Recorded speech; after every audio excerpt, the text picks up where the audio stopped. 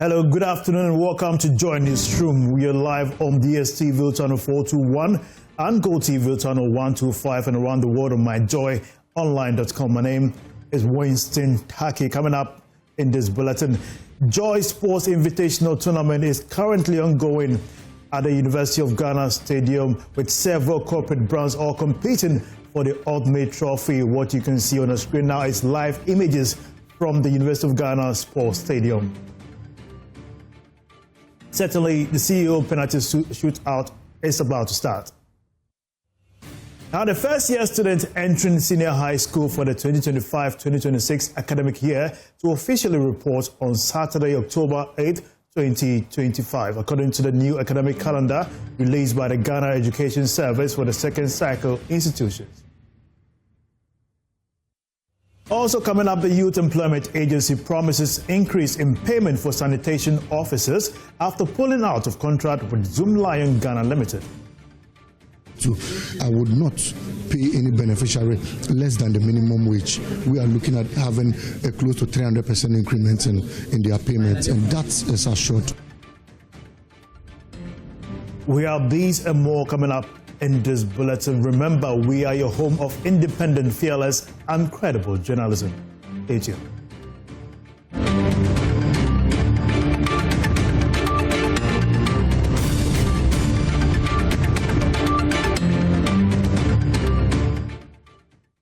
And now to our first story. The Ghana Education Service has announced that first-year students entering the senior high school for the 2025-2026 academic year will officially report on Saturday, October 18, 2025.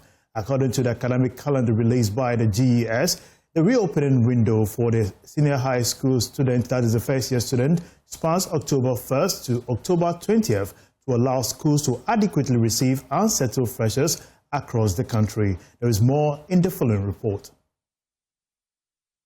The calendar also spells out reopening dates for continuing students in single and transitional tracks. Students progressing to SHS 3 are to report between October 27 and 29, 2025, while SHS 2 students will report between January 5 and 7, 2026. The calendar also details major breaks, including the Christmas break from December 20, 2025 to January 4, 2026, and the Easter break from April 1 to April 8, 2026. GES says the timetable is designed to ensure smooth teaching and learning across all second cycle institutions, with regional directors tasked to monitor and support schools to strictly adhere to the dates. The 2025-2026 academic year will also see final year students sit for the WASI between April 20 and June 20, 2026. Moving on, the Youth Employment Agency has promised an increase in allowance for sanitation officers under a new arrangement. YEA weeks ago discontinued its street sanitation management contract with Zoomlion after the contract expired in 2024 on the basis of poor payment to workers. Speaking to the media in Parliament on Friday, CEO of the agency Malik Basintale says workers should expect significant increase in pay under the new contract. 258 cedis was unreasonable in this modern era. Paying someone 250, in fact dashing someone 258 cedis even means you've done nothing, not to talk of paying someone 258 cedis as salary. If you dash someone 258 cedis today, he will only say thank you because it's free money, but not because he'll be able to do a lot for him. And I said I was not going to pay them, and I still stand by that. And so in any future contract we're going to go into, I would not pay any beneficiary less than the minimum wage. We are looking at having a close to 300% increment in their payments, and that is assured. They can only be paid when we as YE pay the service provider, and that's Zoomlion. If we don't pay Zoomlion, he can also pay them. And as it stands now, we are owing. It's a fact. I can't say off head, but we are owing. I mean, when you owe someone, you must admit that I owe you, and then you say, I'm apologizing. I plead with you to give me time to pay. And so we owe Zoomlion. So as and when we pay him, We are sure that he would also pay the beneficiaries, but we look forward to pay him in the coming days. We'll get our monies, we'll pay the service provider, and he will pay them. But future contracts will ensure that the sanitation is properly, done, properly monitored, and the beneficiaries are properly paid too. He says the YEA has begun payment of all arrears to Zoomlion workers, except those who failed to go through the validation process. Yesterday, we approved payment of 2 months for persons who had been validated. And so let me state emphatically that whoever has not gotten their 2 months payment was not validated and was not at fault, and that person can challenge us anywhere, because once you are not at fault, we cannot pay you. The audits and validations are going to be continuously done, and if you miss post for 1 month, we will not pay you. How many ghost names have been able to identify so far? We haven't identified ghost names. We have only identified persons who were not at post. They are different from ghost names. I think that close to some 5,000 persons in total of the beneficiaries we have. We have the community police assistants, prison assistants, the April model, and so many other models under us. And so those who were not at post for different reasons were not validated. And once you've not been validated, you cannot be paid. But those who were validated can confirm that as at this morning, their monies have trickled in and they've received 2 months cover. Now moving on, 13 hopefuls, including 3 women, have picked nomination forms to run for the Tamale Central constituency seat, which became vacant following the passing of the previous Member of Parliament, Dr. Murtala Mohammed. Nominations, which opened yesterday, are expected to close on Sunday, 24th August. The current security challenges facing Ghana and the sub-region.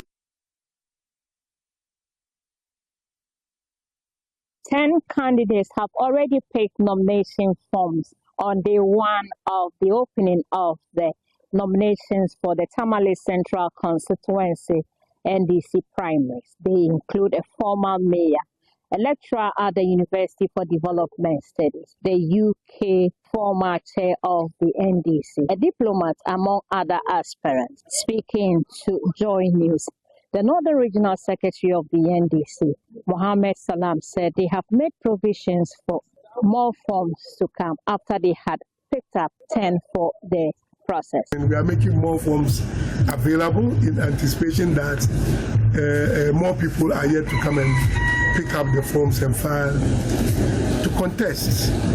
It tells that Tamale Central is a constituency of choice. You have 2 women who are picked and 7 men. Some are officials of political party, others are former executives, including the former UK Ireland chairman of the party. He also outlined the itinerary for the program. For now, we are just issuing our forms. We will receive the forms in the matter of days. These nominations are only open for 4 days.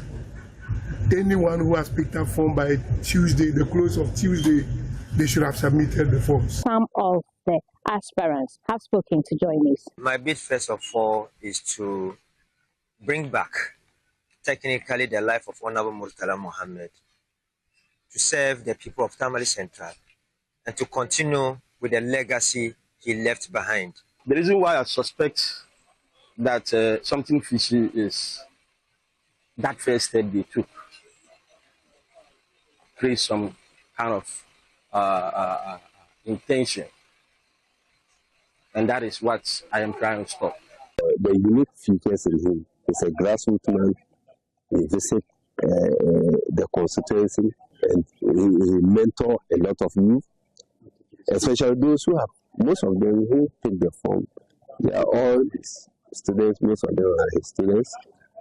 He has been in the terrain for long. Moving on, the Public Accounts Committee has charged officers at the Donko Krom District Education Office to retrieve over 17,000 Ghana cedis physically challenged allowance paid to an able-bodied teacher. The teacher, Stephen Akomia, who teaches at Ademra RC Primary School in Donko Krom, has been captured in the 2024 Auditor General's report as an abled person who received over 17,000 physically challenged transport allowances from June 2021 to May 2024. James Aveji has more. There was shock on faces across the committee room when chairperson of the Public Accounts Committee, Abner Osasari, read aloud how a teacher, Stephen Akomia, who is not a physically challenged person, had been receiving transport allowance made for physically challenged teachers for over 3 years. You placed the person under physically challenged, and then you paid the person allowance, but the person is an able-bodied person. When you do this, you deny those who are rightful beneficiaries of these monies. Mr. Accountant, what happened? As to how this was possible, directors at the Donkokrum District Education Office had no idea.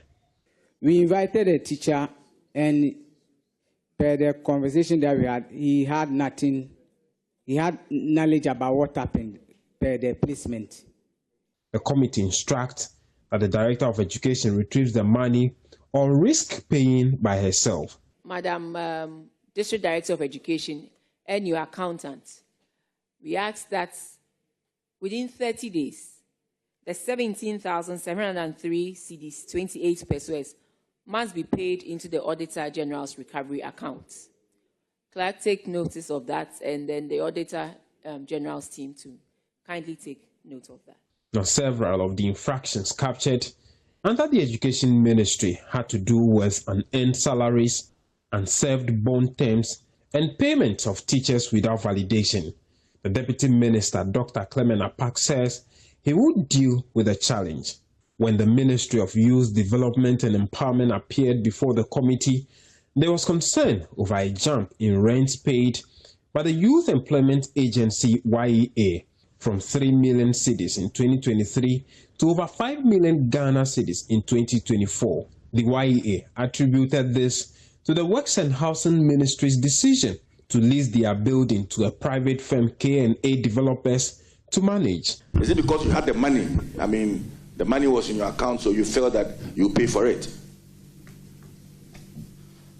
Mr. Chair, in fact, when the bill came, we went back to the ministry, and the ministry told us that they handed over the facility to K&A, so there's nothing they could do about it. And K&A was ready to eject us from the building. We didn't have any option than to pay. Respectfully, there was no negotiations, there was nothing. Just because they told you if you don't pay, we'll get you out. But put yourself in this situation. If your landlord have handed over the building to a facility management company, and we are increasing rent by 72.5%, would you have accepted it? 72.5% within one financial year. Would you have accepted it? Mr. Chair, why we don't know K&A? K&A came from the Minister of Western Housing. The committee resumed sitting on Monday. James Savage's report for GJA News. In other development, Vice President and Chairperson of the Ghana Armed Forces Council, Professor Nana Jane Opoku-Agyeman, has lauded the Ghana Armed Forces Command and Staff College for its adaptability in addressing emerging security threats. Speaking at the graduation ceremony, she highlighted the introduction of timely models like multi-domain operations and future wars, which equip officers to analyze global events. The Vice President who also acknowledged the curriculum's update in digitization and cybersecurity, reaffirmed the government's commitment to supporting the college. Current security challenges facing Ghana and the sub-region range from climate change through terrorism, transborder crime, and more. And I'm glad to note that the college has responded to these threats by introducing new disciplines to equip our officers with necessary knowledge and skills. For instance, the introduction of the multi-domain operations and future wars models into the curriculum is timely, given the evolving nature of contemporary security threats. With the role that technology is now playing in shaping the trajectory of modern security operations in the battle space, digitization awareness and cyber security issues are also very welcome in the curriculum. As we navigate the complexities of our current global dynamics, including international conflicts, alliances, and power shifts, it is essential for our officers to be trained to broaden their perspectives and enhance their critical and strategic thinking. A new dawn of technical and vocational education training, TVET, has begun in the Nyanfeko Ekrofo community of the Ebra Asebu Kwamankese municipality with the inauguration of the Dr. John Kofi Texan Memorial Skills Development Center. Speaking at the event, Cardinal Peter Appiah Texan, Chancellor of the Pontifical Academies of Science and Technology, brother of the late Dr. John Texan, emphasized that the center is not only a tribute to Dr. Texan's enduring legacy as a humanitarian and educationist, but also a bold step towards advancing Ghana's development through skills training and empowerment. Abigail S. Nkrumah has more in this report. The Dr. John Kofi Texan Memorial Skills Development Center is a hub of TVET established in honor of the late Dr. John Kofi Texan, one of Ghana's finest energy experts who died in a plane crash in 2000. During the inauguration of the school, the Chancellor of the Pontifical Academies of Sciences and Social Sciences and brother of the late Dr. John Texan, Cardinal Peter Appiah Texan, highlighted the rationale behind the school's establishment. We gathered here not only to remember, it is not a moment for a funeral, because that happened 25 years ago. And the person who's brought us here and his parents and a sister are all lying up here in the cemetery just above us. But we thought that what he stood for was so important for the development of this country that it should not be left to die. And so we decided to establish this just to keep alive and to maintain the vision that he had and the contribution that he wanted to make for the growth and the development of this country. The place, as I mentioned, is already in function. There are already 80 students here studying. But with this inauguration, we trust that there's going to be some more. The center offers courses such as cosmetology, graphic design, electronics, and fashion design. Engineer Dr. Stephen Texan is the chairman of the center's board and brother of the late Dr. John Texan. The school is already opened. Now we have 80 students. 20 are doing fashion, 20 are doing cosmetology, and 40 are doing electronics. We are hoping to have a lot of programs running and a lot of intake going on. We'll be advertising and starting. You see, also because we wanted to do competency-based training, and it's hands-on. And because of that, because it's a new school and a new environment, and we are doing competency-based, we don't want to take many people that we cannot able to handle and do the right thing.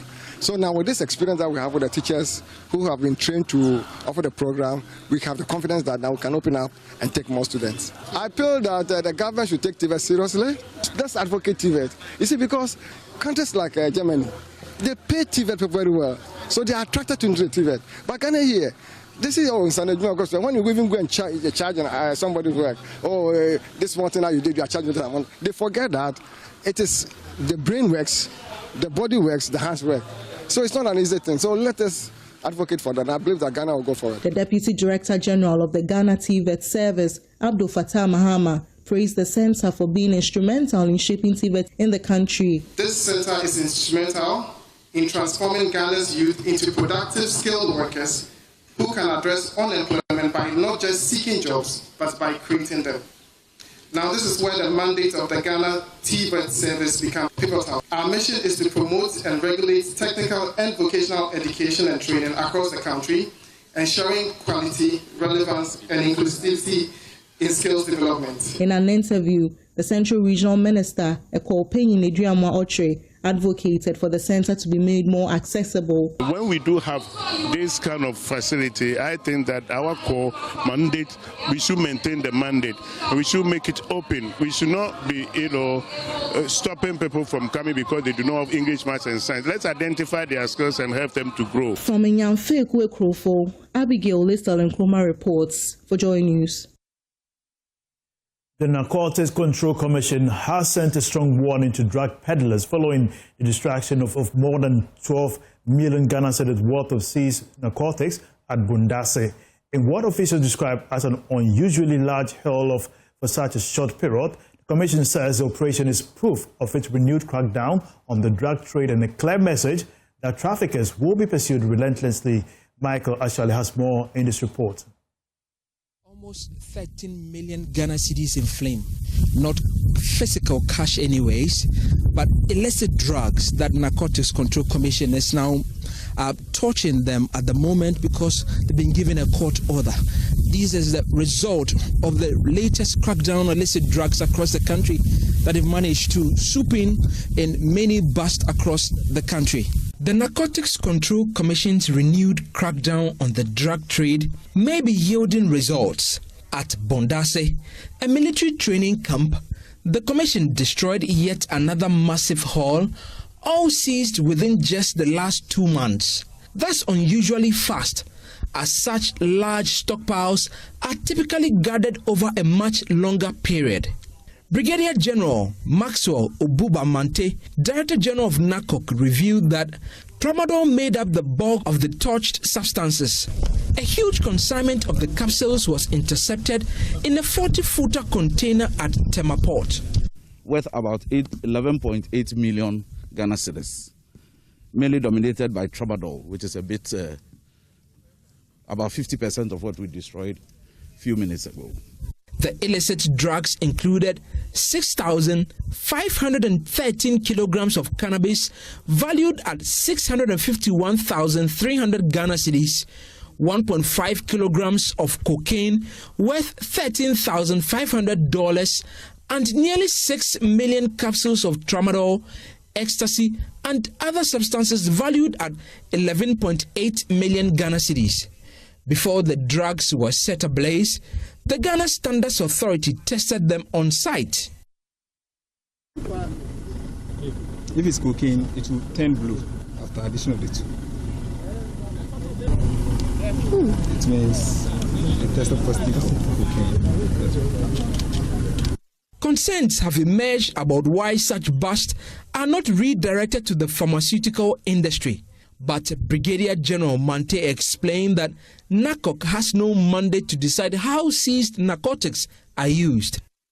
We are implementers of policy, and so we don't dictate how the products that we seize should be used. The Commission sent a strong warning to drug peddlers, urging other agencies to step up their support in the fight.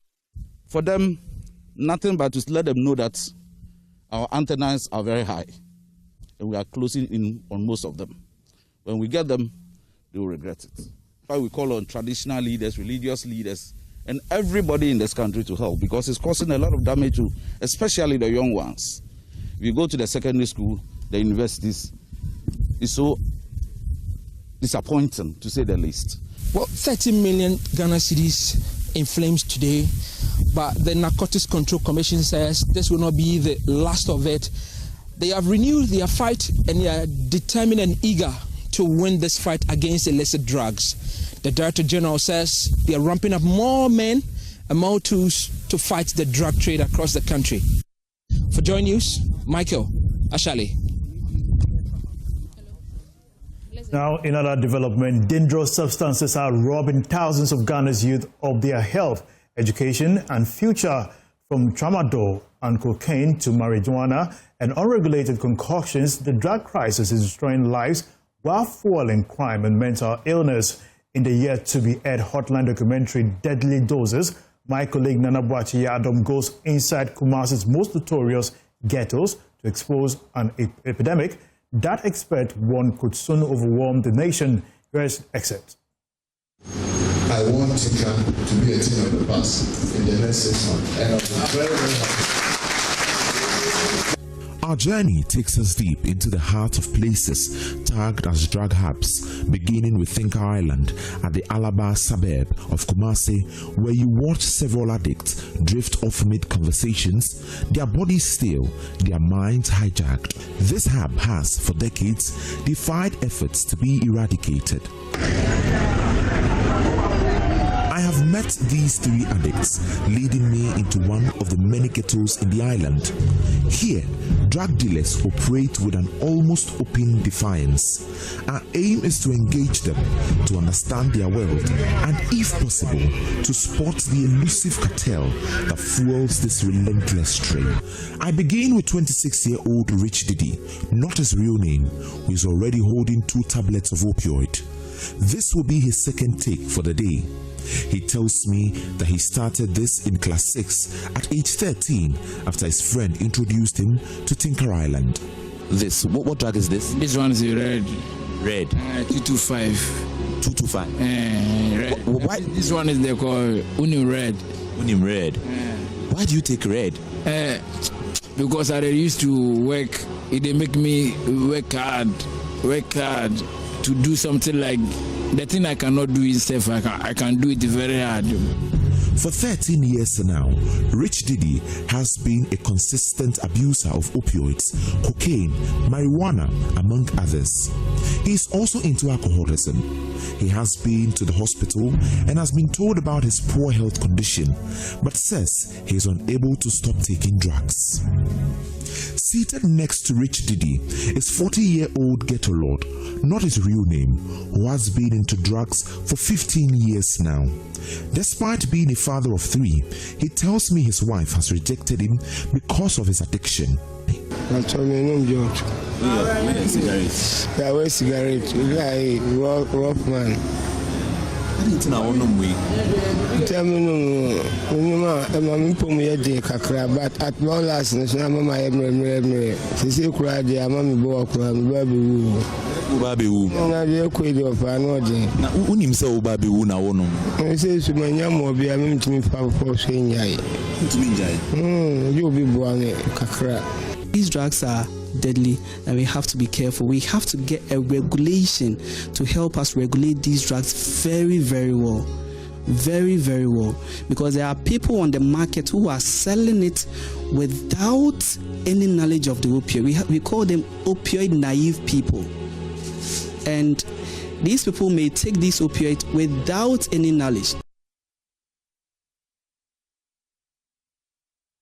Let's now go live to the University of Ghana Stadium, where the Joy Sports Invitational is currently underway. My colleague Muftar Nabila is standing by to give us insight on what is happening now. Muftar, what's going on at the moment? You have to be cautious, you see. You have to be cautious. Second case.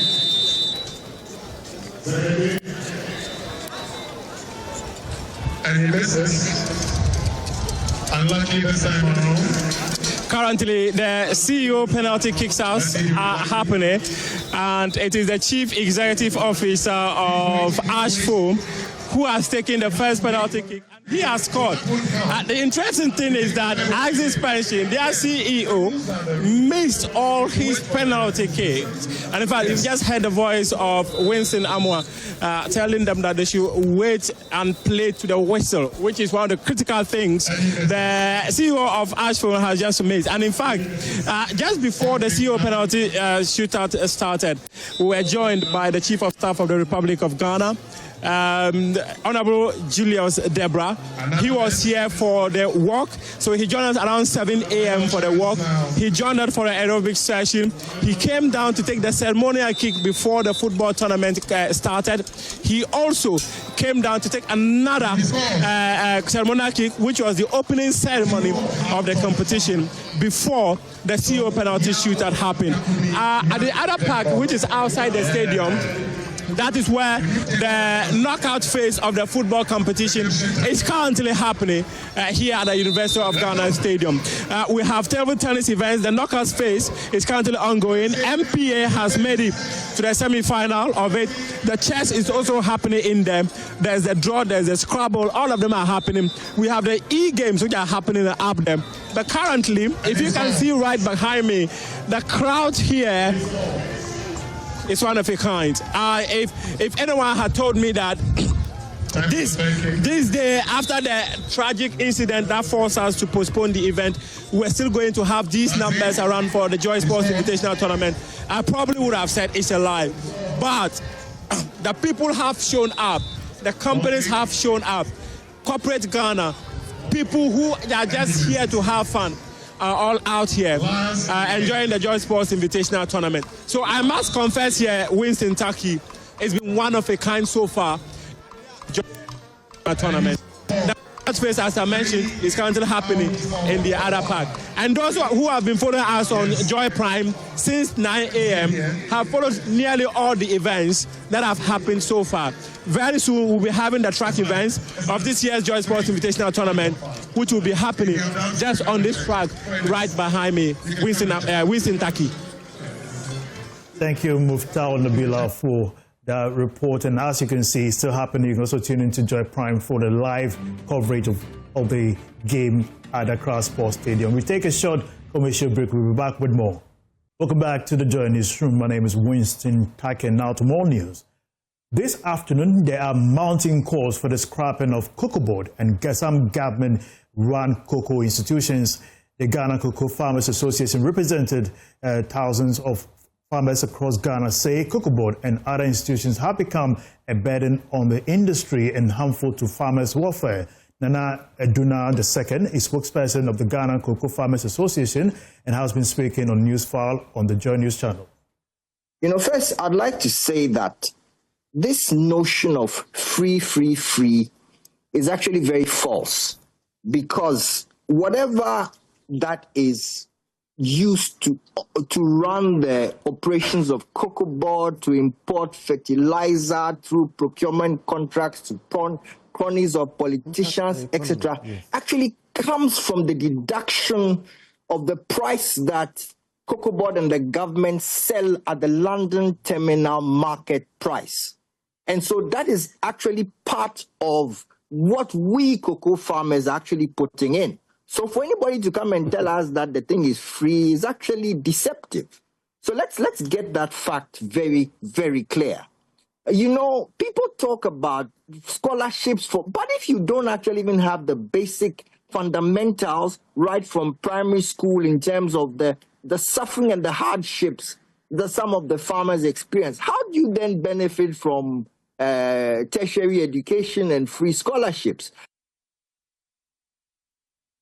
Nana Aduma II adds that bureaucracy within COCOBOD has made it challenging and hurting the life of farmers. He insists that institutions like the Cocoa Seed Production and Cocoa Health Division can be scrapped.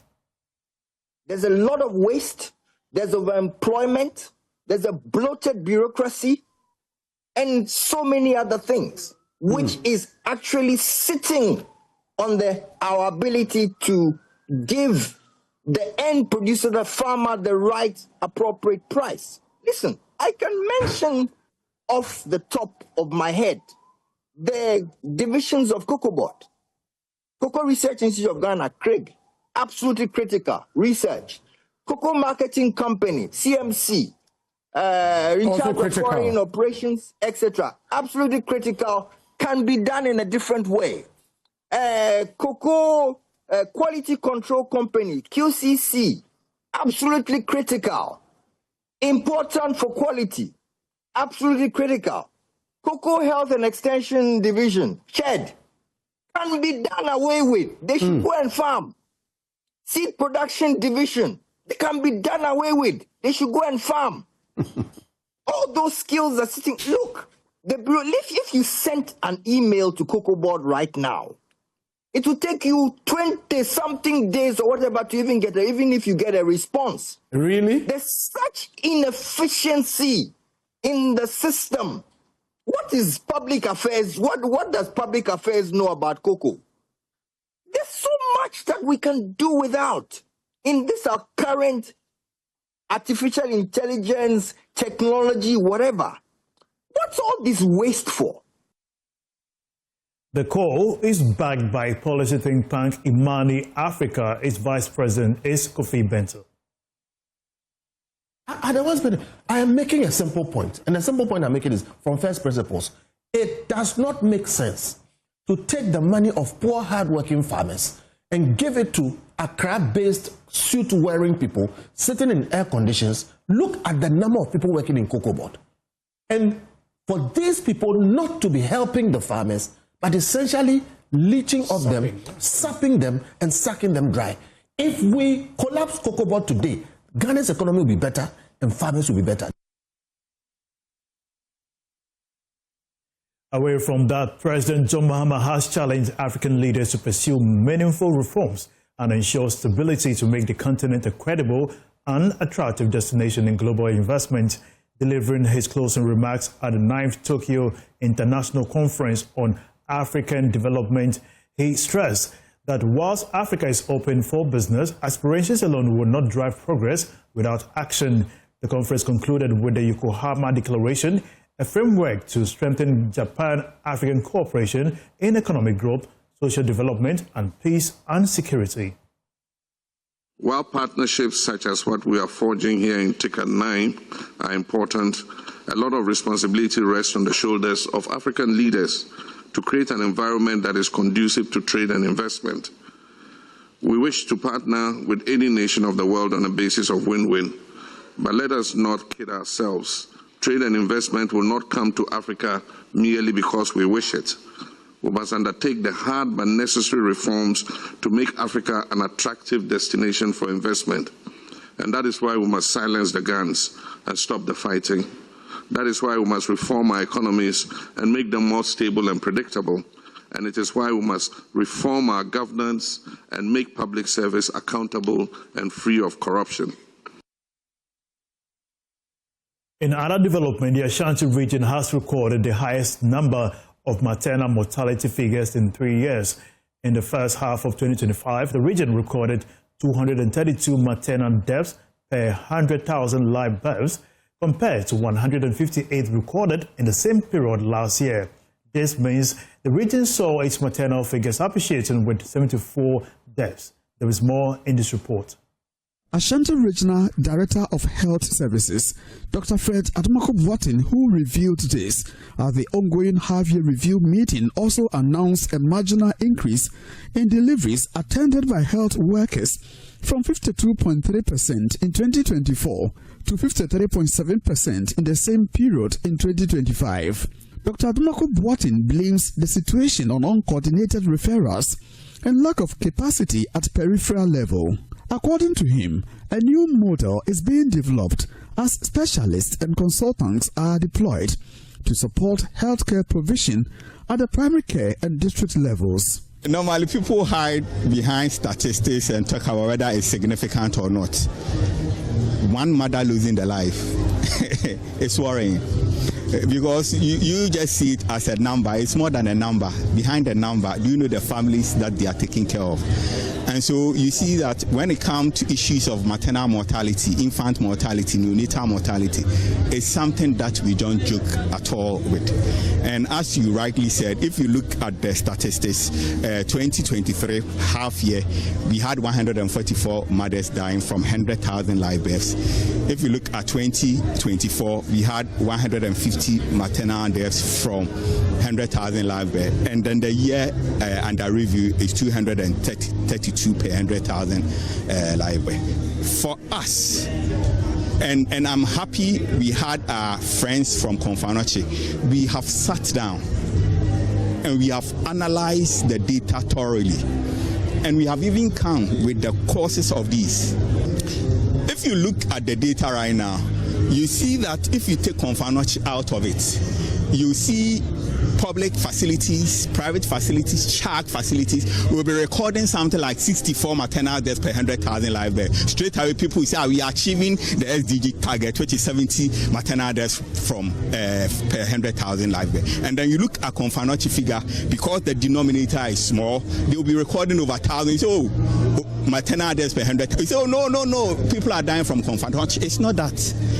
When we analyzed, we saw that even when you look at the deaths at Konfanoche, most of them were referred to Konfanoche. And so when they are referred to Konfanoche, so that's one. So the question is, if we can really build capacity at the peripheral areas where we can manage them so that they don't refer to Konfanoche, then it means that all these deaths are going to be curtailed. So what we are going to do together with Confanoche is what we call clinical mentorship. We are looking at the high volume delivery facilities, and we are going to map them together with consultants, specialists at Confanoche. We have already zoned the region, and they will be giving them the support, build them then capacity, so that they will be able to handle some of the cases. And not only that, when they have been able to build such capacities, and they know that somebody is going to refer a case from one of the hinterland, they can tell you, no, don't bring this case, send this case to other area, because the capacity is there, knowing that all the capacities are not the same. So that's the clinical mentorship and vertical mentorship that we are going to pursue aggressively. This year's review meeting is under the theme Strengthening Primary Healthcare through Networks of Practice towards Universal Health Coverage, the role of stakeholders. From Kumasi, for Joy News, Oyemi reporting. Moving on, the Commission on Human Rights and Administrative Justice SRAJ is urging businesses across Ghana to establish dedicated human rights desks. According to the Commission, the desk should be staffed by trained officers who will help prevent, track and respond to human rights violations within company operations. Speaking during the launch of Human Rights Awareness Campaign in Accra, Deputy Commissioner of SRAJ, Mercy Labi, said the goal is to embed human rights accountability within the private sector, ensuring businesses do not contribute to exploitation, abuse, or discrimination. The following report has more. According to SRAJ, the proposed human rights desk should be staffed with trained officers who will be responsible for proactively preventing, tracking and responding to any instances of human rights violations that may occur within or around company operations. Some recommendations to promote and protect human rights in businesses as contained in the Ghana National Action Plan include setting up a business and human rights desk in businesses enterprises and assigning desk officers. So we are asking businesses to set up a human rights desk and assign human rights officers, development of internal human rights policies, organization of regular training programs for business human rights desk officers and staff in general. Addressing the audience on the broader intersection between human rights and labor relations, the Minister for Labor, Jobs and Employment, Abdul Rashid Pelpo, emphasized that workplaces are among the most critical environments where rights can either be protected or violated. He identified fair wages, safe conditions, freedom from discrimination, and the right to association as core entitlements. Respecting human rights, therefore, in labor relations means that every worker, regardless of gender, background or position, is treated with dignity and fairness. This includes the right to fair wages, safe working conditions, freedom from forced labor, freedom of association, and protection against discrimination. The General Manager for Movenpick Ambassador Hotel, Isaac Ejay, urged vulnerable individuals whose rights are violated to report to the appropriate authorities. No one should say that I do not know my rights, I do not have the means of protecting them. First thing is, look out for the state institutions that can protect. That is one. Secondly, lawyers in Ghana have been encouraged to offer some hours of practical and legal aid pro bono. So thankfully we have the Legal Aid Commission and the Executive Director is with us this afternoon. No one should say that I do not know my rights, or even if I know, I feel shy about clamoring and ensuring that they are protected. The hospitality sector in particular has been called upon to lead by example in upholding human rights within its workplace and supply chains. News editor at Kumasi unit of the multimedia group, Kofi Edu-Domfe, has emerged victorious once again in the rerun of the Ashanti Regional Ghana Journalists Association chairmanship election. The rerun held on yesterday followed a petition filed by the defeated candidates in the initial polls, who challenged the eligibility of some voters captured in the GJA's register. However, Kofi Domfe consolidated his earlier lead by amassing an overwhelming majority of the valid vote cast. And Abuachi Yadom has more in this report. Mr. Donfe Kofi Edu pulled 20 votes. Madam Ama Nkoma 11 votes. Total valid votes 31. Rejected 0. Total vote in the box 31. So please, I hereby declare Mr. Donfe Kofi Edu as the winner for today's pool. News editor at the Kumasi unit of the multimedia group Kofi Edu Dumfe emerged victorious during the rerun of the Ashanti Regional Ghana Journalists Association chairmanship election with 20 votes. The rerun of the election was as a result of a petition filed by his opponent, who had argued that irregularities in the GJA voters register, particularly regarding the eligibility of some members, undermined the fairness of the process. Her petition to the GJA's election dispute resolution committee was upheld, prompting the association to order a rerun of the chairmanship election only, while results for the other executive positions remained intact. Kofi Edu Dumfe, after being declared victorious, promised a new dawn of journalism in the Ashanti region. This election that we went to was for the liberation of the media in the Ashanti region. And I should say now and here that there's a new dawn for journalism and media practice here in the Ashanti region. A lot is expected of me and my team, and I'm standing here declaring that we will never disappoint our colleague journalists and people who look up to qualitative journalism and media practice here in the Ashanti region and indeed in the country. When this rerun was announced, there were a lot of skepticism, concern, worries here and there, but we said the good Lord has a reason for things that happen. And this is a testimony to the fact that what God has said, He has indeed sealed it. According to Kofi Dumfe, the regional GJA will increase its membership going forward to allow full participation of journalists. National President of the GJA, Albert Kwabena-Dwumfour, also called for unity amongst journalists. And I want to say that I've personally been here. I followed the process. I observed, I monitor, and I can say without missing words that it was a very smooth success. It was a smooth process, let me put it that way. It was a very smooth process, and the outcome or the result says it all. So for me, it's a good one. Kudos. I think Ashanti region has won. It's not Kofi. It's not a victory for Kofi. It's not a victory for anybody. It is time for all of you to come together. And that was what I was expecting from your new or your newly elected chairperson. In the initial election, Dumfe narrowly secured victory with 16 votes, edging out Georgina Ama Nkoma, who had garnered 15 votes. The rerun, although tense, reaffirmed his win with a landslide margin. For Joy News, Anabuachi Danko-Yadom, Kumasi.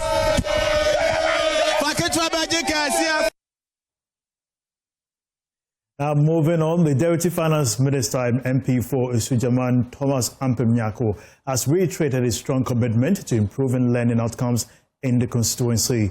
For the past 3 years, BEC results in the district have reportedly declined. But speaking at the climax of the maiden 2-week Ampem Edu Camp in Akosombo, where 400 top-performing students from 70 basic schools receive intensive training in mathematics, science and English. The MP pledged his strongest resolve to reverse the trend. There is more in this report.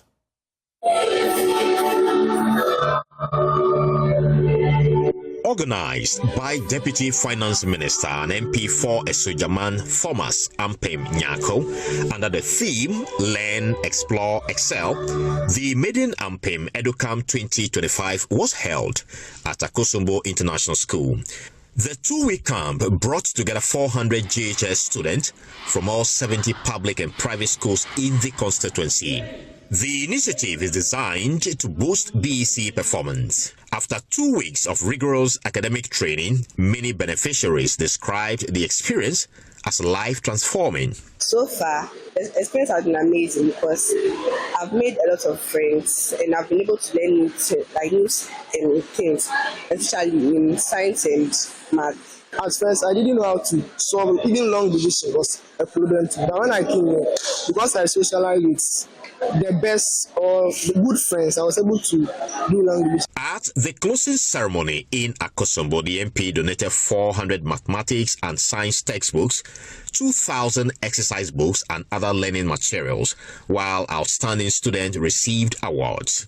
Esojaman District Education Director Augustina Ajua also praised the initiative, saying it would have a lasting impact. It's going to improve upon performance in the 3 core subjects that we took them through, because they don't do well in those subjects. That is science, mathematics, and English.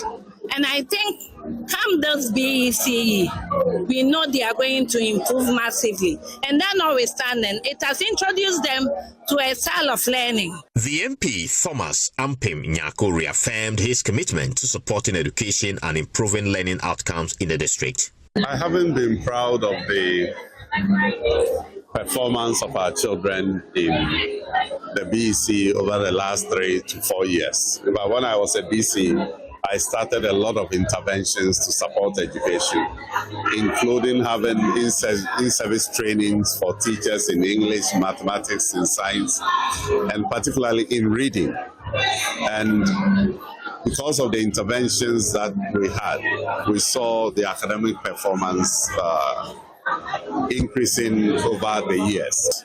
And I must say that this program wouldn't have been successful without the tremendous support that we got from our donors. EcoBank, Ghana Limited, supported a lot.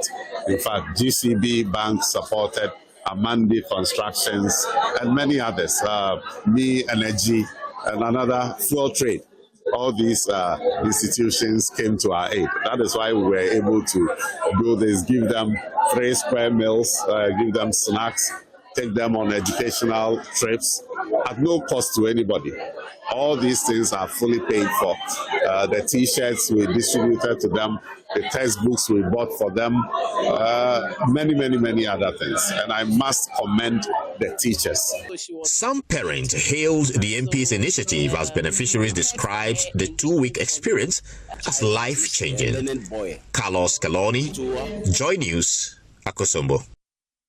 The Rotary Club of Ho, in a bid to bridge the digital gap between rural and urban communities, sparked the interest of kids in Able-bodied in robotics. The initiative was to encourage young people to pursue science, technology, engineering, and mathematics with a focus on robotics. The initiative, which was in partnership with Life Mark Africa, was one of the commemorative projects to mark the 40th anniversary of the Rotary Club of Ho. Considering the rural-urban gap in digitalization, the Rotary Club of Ho and LifeMark Africa joined forces to undertake a project to expose rural folks in Able-bodied to robotics.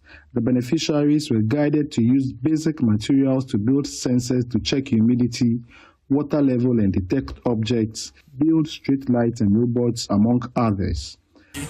Our STEM project has a simple goal to introduce young learners to science, technology, engineering, and mathematics in a very practical, hands-on way, so that the goal is to inspire interest in STEM subjects and ultimately STEM careers. The program's manager of LifeMark Africa, Benjamin Akalama, said the program will be sustained and extended to other communities in pursuit of increasing the interest of STEM among African children.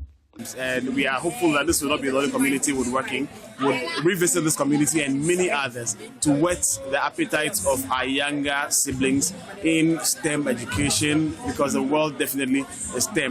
In addition, the club implemented an economic empowerment project where interested community members were trained in making beads, liquid soap, slippers, among others. The project coordinator of the Rotary Club of Hull, Simon Fafali Awumi, said a career mentorship program was also organized to mark the 40th anniversary of the club. We are here under the theme, Unite for Good. And so we have all these Rotarians, more than 700 Rotarians, lions, instructors, and youth coming together to do good in this community. Rotary is all about service. And so when we come together, all we know how to do best is to impact our communities.